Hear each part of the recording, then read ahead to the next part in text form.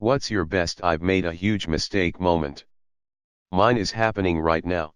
Slept through my flight this morning. Waking up fully rested, I instantly knew I'd overslept. Such a shitty feeling. It's to my cousin's wedding, so I had to rebook. Since I'm flying from a tiny airport in the Northeast all the way to San Diego, it cost me an extra $700. This wedding better be fiacking awesome. Third class of scuba certification. Instructor announces that we will be learning how to remove our wetsuits in case of an emergency while in the water. Quite why you'd ever want to remove your wetsuit, I still don't know. So all of us in the class head to the locker room to put on our wetsuits before heading back to the pool. I, in my rather legendary foolishness, proceed to remove my swim trunks before putting on my wetsuit. So, I get back to the pool, throw on my tank, and flop into the water. The instructor is standing at the edge of the pool, announcing to the class, "Well, the first step in removing your wetsuit is..." When I realize I am a total FYICKTARD. I have made a huge mistake. I raised my hand and admitted that I was naked under my suit. Silence ensued. I mean, total silence. I think the pool water stopped lapping. After a moment I was told by the teacher to either go back in and change, or be a true man and, well, go for it. I went for it. A younger me once thought it would be a great idea to wax my own genitalia. After all the porn stars were doing it. Anyways, as I had never attempted such a thing before, I naively went to my local pharmacy and purchased some wax strips. Now, although the wax strips were clearly advertised to be used on legs, I just naturally assumed they would be fit for purpose down there also. After opening that package and reading the instructions, I was ready to go. I applied the first strip to my sack whilst laying on the bathroom floor and proceeded to roll back rapidly whilst giving an almighty yank. I've made a huge mistake. The pain was excruciating and my balls immediately begun to weep blood. Clearly my technique was not yet perfected. I'd come this far, so I might as well keep on trucking. Several more yanks later I was going into shock. My balls and gooch were now red, raw, bloody, and scattered with stubborn pubic hairs that refused to uproot. It was a war zone down there. Finally, and as tears begun to well up in my eyes, I threw in the towel. But it didn't end there. You see, I didn't quite read all the instructions and had missed the crucial step of applying the oil which came in the wax strip package to remove the sticky wax residue. I just assumed I could wash that shit off with warm water and soap. Wrong. The soapy water only added to my pain, and soon after I gave up on that too and was convinced that the bloodied wax would dry up and stop being so sticky in good time. That night I went clubbing with friends, and by 10:30 p.m. the wax was bonding to my briefs like cement. My balls now securely fused to the briefs, the pain of walking/dancing was agonizing. But I was determined to party on. So I just got drunk. Really drunk. The more I drank, the less I noticed the pain, and by the end of the night I was dancing like an absolute retard amongst the other clubbers. I crashed at my good friend's house and woke up early in the morning with an epic urge to vomit. Without a bucket nearby, I leaped out of bed to run to the toilet, totally forgetting about the whole situation downstairs. At that point, my balls, now fused well and truly to my briefs, were savagely ripped away from the cotton. I was in trouble by this point and only just made it to the toilet to yak everywhere. When I finally made it back to the room I was sleeping in, I closed the door and went to inspect the damage. After plying the rest of my sack from the briefs, I was faced with the most terrifying sight. My sack was absolutely infused with wax, blood, and weeping, a clear substance which resembled that which comes out of burn blisters. I had shed a full layer of ball skin like a snake, and it was stuck firmly to the briefs.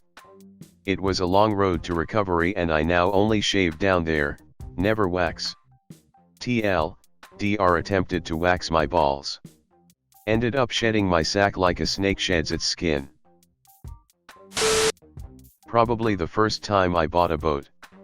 It was a piece of shite that I almost killed myself in because I thought, how hard can sailing be? People have been doing this for thousands of years. I got a B in calculus, I think I can handle this. I schemed through an how to sail with the wind video, considered myself certified, then proceeded to go out with a buddy who had never even been on a boat before. I've made a huge mistake after the mainsail broke loose and we couldn't start the outboard. It was considerably windy and choppy out there and I really thought two of us were going to die. Didn't even have life jackets. Ended up getting saved by a small Coast Guard vessel that just happened to be cruising by. Yeah, I'm a dumbass. Into a lake for a swim, only a few weeks after a major abdominal surgery. Was expecting full use of my abdominal muscles, really I had no use of them. I barely made it to shore. Edit, I actually just waded out until I was waist deep, then sort of launched myself forward off a steep drop-off. I am a strong swimmer and the thought that I would not be able to swim hadn't even crossed my mind. As soon as I was in over my head I knew I was in trouble. My wife and young son were sitting on shore and had no idea what was going on. Just another day at the beach, until I got back and explained. Ever since I was a small boy, I have enjoyed the taste of fresh apple juice. Knowing this, my mother bought gallon bottles of it even though she did not enjoy it. One day, being the big boy, age 6, I decided I was going to have a glass of apple juice without asking her to pour the heavy bottle. Miraculously, I poured myself a glass without incidents and proceeded to imbibe it. That was great. I thought to myself. So I decided to have another, and before I knew it, I had drank an entire gallon of sweet, acidic apple juice. Within 10 minutes, the fire of an entire apple orchard erupted from within my gut. I've made a huge mistake, I thought as I collapsed to the floor. I was violently ill for almost 3 days with severe acidosis. How a small child drank 1 gallon of apple juice, I will never know. At a hotel pool with the built-in tables and chairs attached to the bottom. I figured it would be awesome to swim in and out between them like a fish in a reef. Keep in mind, this is off-season, and nobody in the pool area was anywhere near me.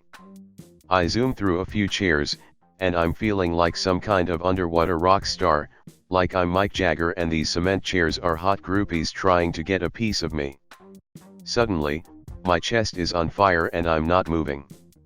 I wedged my chest between a chair and table, underneath the table so there's 2 inches of cement between me and sweet air. I was pretty sure I was going to be on the Darwin Awards in about 45 seconds, so I thrashed and wiggled like my life depended on it, and managed to scrape a 6 by 6 inch patch of skin off both back and chest, but I got free. The idea of drowning is terrifying, but the idea of drowning in a hotel pool of your own stupidity is both terrifying and humiliating. I think the humiliation is what gave me the burst of energy to get free. So 2 weeks ago, my boss called me at my desk. And it went like this. Boss, so, Mike, I'm in Greenville, NC. Me, yes. Boss, you were supposed to send me to Greenville, SC. Me, I don't know what to say right now except sorry. Dr. I sent my boss to the wrong state because I didn't realize there was a Greenville, North Carolina and a Greenville, South Carolina. Riding my bike around the edge of my lake as a child. Somehow, I got it into my head that riding on my wood dock would be perfectly safe. Less than a minute in I went off into shallow water, the gears catching on the wood so that I hit the rocks face first. I have never felt my spine curve that much. In that moment, I knew I had fucked up. Aftermath was half my face was skinned, my glasses had punctured in 2 places around my eye socket, and I walked up to my mom and just said hi dripping in blood. She was not pleased. School I had these jeans where if I put my hands in my pocket, the zipper would automatically open. For some reason I continued to wear these pants, mostly out of laziness. I was in one of my classes where the teacher was really cool, got along with her pretty well. For some reason, I thought it would be funny to go up to her while she was sitting down, put my crotch area about half a foot away from her face and go watch this as I put my hands in my pocket to unleash my zipper. I didn't realize that my boxers were opened and Pumper 911 Jr. flopped out right in front of her. Even if they were closed and she didn't see anything, I have no idea why I thought it was a good and funny idea. Right when I noticed it, I realized I made a huge mistake. Grade, I came across a picture of a woman that was topless. In my young, adolescent mind, I thought it was a good idea to take it to school, and tell all my friends that the woman in the picture topless was my mother. I realized I made a huge mistake when I was in the principal's office shortly after. Still cringe thinking about it to this day. However, my dad gets a good laugh out of it every time. I was constipated for a week once. So at work, I ate a whole box of Fiber One bars and drank a large hot coffee. I shat 7 or 8 times before lunch. One turd was pure black and I swear to God one had veins. I had developed a belly over the course of that week from the build-up. So my skin felt loose for a while afterwards. Also, I could not stop farting, even after the turd storm ended. One fart was so bad I actually vomited from the smell.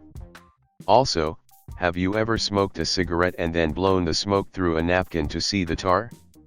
Well, that's what my pants looked like after farting for 10 hours straight. TLDR, don't eat too many Fiber One bars.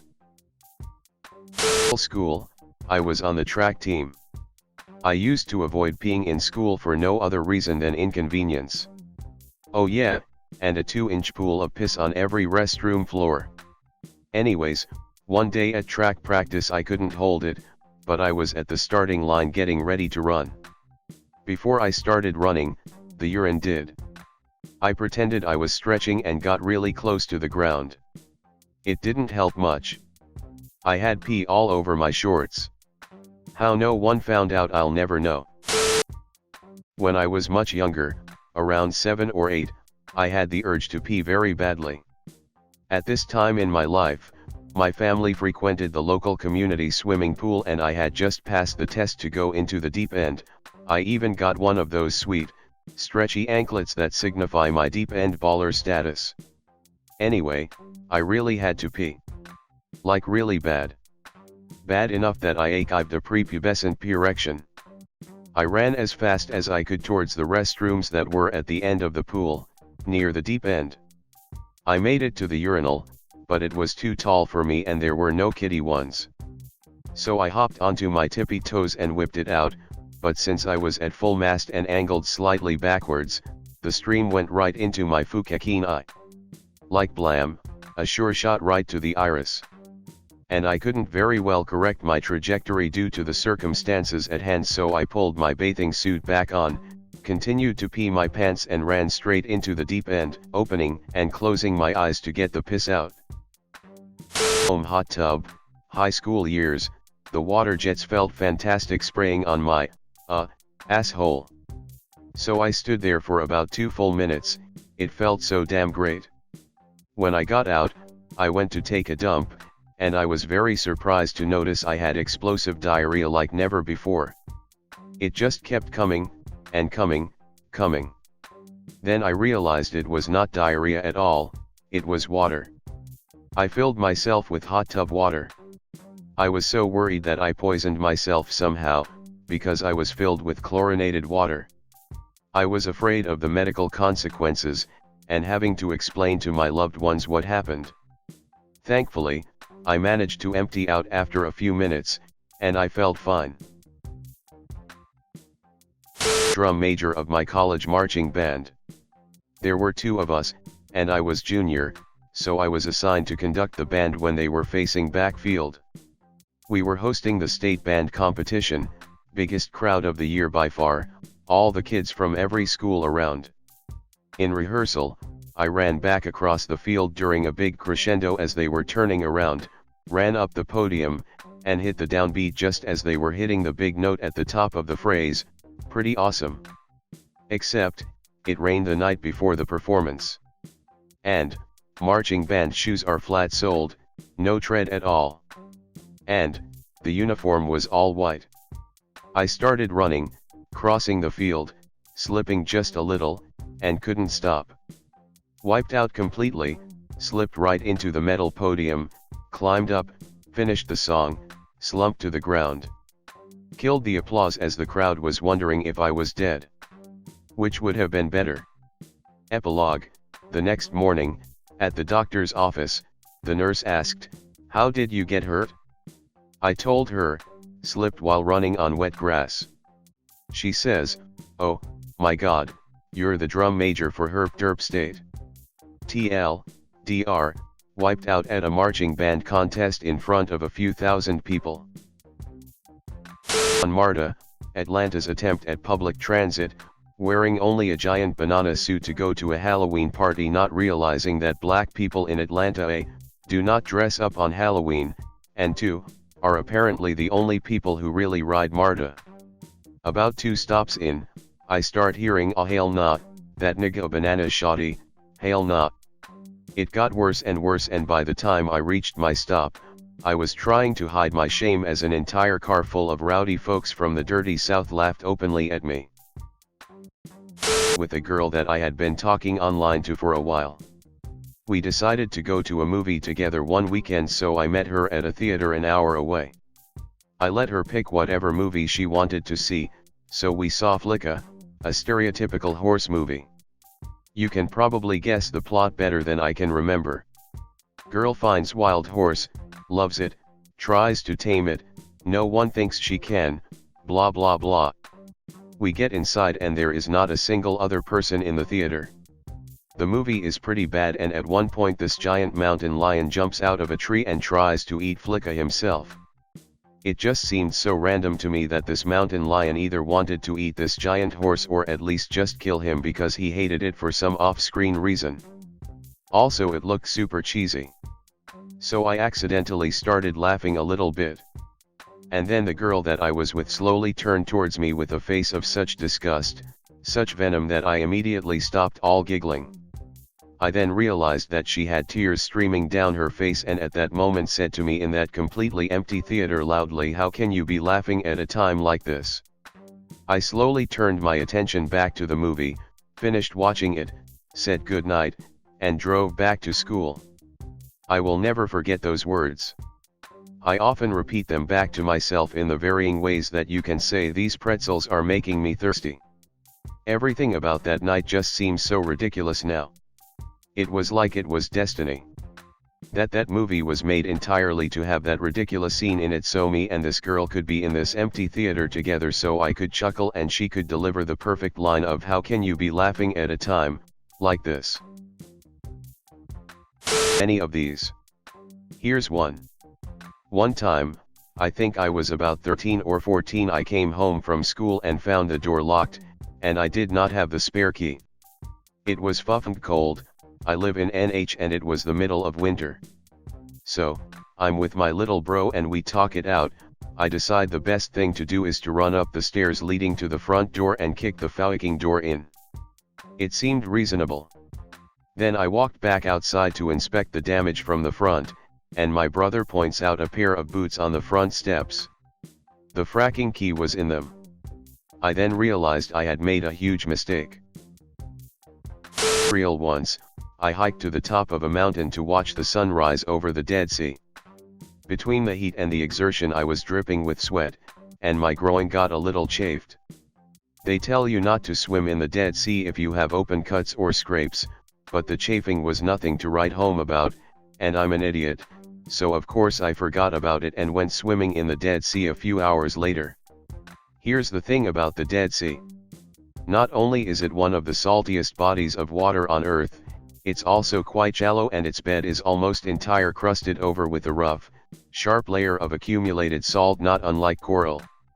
You have to go out about 50 meters just to be in waist-deep water, and you have to do it slowly or you'll scrape up your feet and splash what might as well be battery acid into your eyes. Ah, at last, I think. The Dead Sea.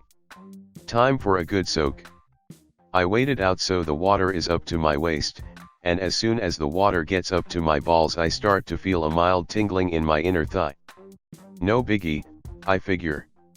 It will probably sting at first and then go away, like putting disinfectant on a wound. It doesn't. It gets worse and worse and worse until I can't take being in the water anymore.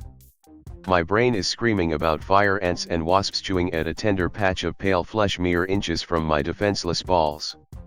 I start rushing back to shore, but I can't run on the painful, crusty lake bed, so I pathetically dog paddle as fast as I can.